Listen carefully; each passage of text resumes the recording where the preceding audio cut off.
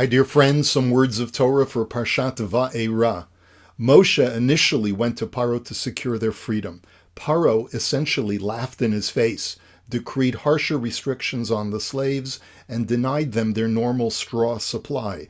Moshe cried out in pain to God, "If I've only made things worse by demanding their release, lama zeh shalachtani, why did you send me?" Hashem responded to Moshe that from now on things will be different, and Paro will be forced to send the Jews free. The commentaries offer different reasons as to why this initial failed attempt was necessary. Some, like Rashi, say that it was to test Moshe, to see if he would display the kind of faith that the forefathers had, believing in God even when there was no evidence of his powers. Others understand that Paro had to descend to true evil and harsher treatment of his slaves before Bnei Yisrael would be deserving of leaving Egypt. This is the transition point, however, between last week's Parsha and our own. Up until now, Moshe was just putting things into place before the redemption process. But now Hashem was sending Moshe in earnest to begin the process of freeing the Jews. This brings us to a curious shift in the verses. After Hashem explained to Moshe how the impending redemption would unfold, he instructed Moshe to go to Paro and once again demand Bnei Yisrael's release. At this point, the Torah pauses for an interlude, starting with the words, Ele Rashei Veit Avotam. These are the heads of their households. The Torah then lists the descendants of Reuven, of Shimon, and then finally of Levi, showing how Moshe and Aharon were Levi's direct descendants. This is a very strange interlude for two reasons. Number one, why does the Torah interrupt the whole Exodus story here to provide the names of the tribal leaders? And secondly, if you're going to list the Jewish leaders of each tribe, why stop with just Levi? Sforno explains that when Hashem dispatched Moshe and Aaron this time, the Torah prefaced their mission with Vayitzavim, that Hashem formally anointed Moshe and Aaron to be the redeemers of Israel. Until now, they were just doing the prep work, but at this point, they were officially assigned. What made them worthy of such a lofty task? Why did Hashem choose them over other distinguished tribal leaders? The Torah gives us the answer by going through all the worthy descendants of Reuven and Shimon, Levi's older brothers. The Torah lists the names of the families, that is, Reuven's and Shimon's sons, but not the descendants of their sons. That is, only the first generation of children after Reuven and Shimon would have made worthy leaders, but they had already died. Among their children and grandchildren, Hashem could not find among them anyone worthy enough to act as the Redeemer. By contrast, Levi's children gave birth to worthy children and grandchildren. This is thanks to Levi's long life. As the Midrash records, he was the last of Yaakov's children to pass away. Levi was able to raise and influence not only his children, but his children's children and grandchildren. This left an indelibly positive mark on the future Levite generations, and this is why Moshe and Aharon emerged as worthy of being the redeemers of Israel.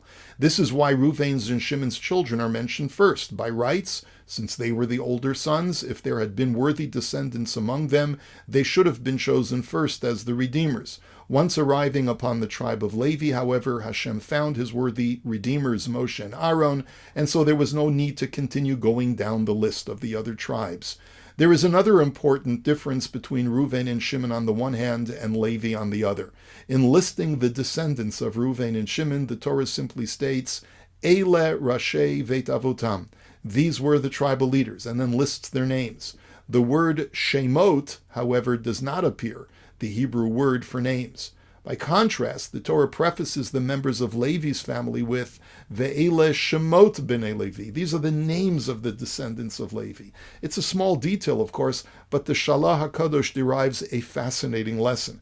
As we know from the Midrash, the tribe of Levi were not enslaved like the rest of the Jewish people. During his lifetime, Yosef had exempted all priests from national service, and Levi was designated as the priestly tribe for the Jews. Levi recognized this and felt that while it was a great privilege to be free of slavery, we have to in some way join together with our brethren and share the yoke of servitude with them. If we will not be actual slaves, we have to do something that will show our solidarity with them. He therefore gave names to all of his children that would signify his feelings of exile and servitude. Levi's 3 sons were Gershon, Kahat, and Merari. Gershon comes from the root garesh, which means chased out or estranged. This described the feelings of estrangement from the rest of Egypt that the Jewish slaves felt. Kahat is from the word keha, which means to blunt something. We use this verb in the Haggadah to describe what we do to the wicked son when he ridicules our Pesach observances. The text reads, Ve'af ata hakhei et shinav, blunt his teeth, a term used to show that you wish to humble someone who has stepped out of line. This too was the way the Jewish slaves felt, that their teeth were blunted as a result of their servitude.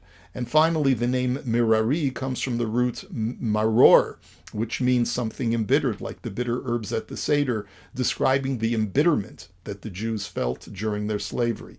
This is why the Torah underscores the names of Levi, the Shemot. They weren't just names. Their names were a way for the tribe of Levi to actively show solidarity with their enslaved brethren. The Shalah concludes with these powerful words, Umikan yilmod ha'adam lihishtatef b'tzar hatzibur af al pi she'ein hatzara maga'at lo. From here, a person should learn to join the community when they are in pain, even when he's not personally experiencing that pain. According to the Shalah, this was another reason for this interlude of names, just as Hashem was dispatching Moshe. You are going as the leaders of the Jewish people. You, Moshe, have never experienced a day of slavery in your life. If anything, you grew up on Paro's lap in his palace. You must therefore remember the names of your Levite ancestors to realize the tradition of the house of Levi, to feel others' pain even when you're not personally experiencing it. The only way to effectively secure a release for my children is to feel their pain when you are speaking to Paro. Think about the faces of each slave and of each mother who lost a child to Paro's cruel decrees against the Jewish babies. This is how you will be instilled with the strength and the passion to argue for Bnei Yisrael's release. This is the calling of our day, especially since October 7th, as the Mishnah teaches in Pirkei Avot, to be nosei ba'ol im chavero, to bear the burden of one's friend, as if it is your own. So many babies have been born in Israel and abroad with names that connote the devastation and consolation after October 7th. Very soon, we are traveling with a delegation to Israel to represent our congregation. Not only do we seek to witness firsthand the devastation of the south and north of Israel, but to also spend time with our brothers and sisters in pain, once again after a number of trips in the past.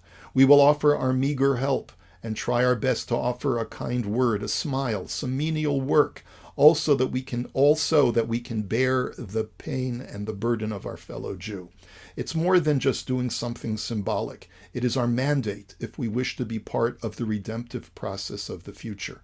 And so, dear friends, may we all succeed in offering aid and comfort to all those with tears, and may we assist Hashem, the great consoler, to wipe away all the tears of our brethren so that we can happily greet the redemption. May we see it, dear friends, b'mheira b'yameinu, amen. Here's wishing you a beautiful Shabbos. Shabbat Shalom.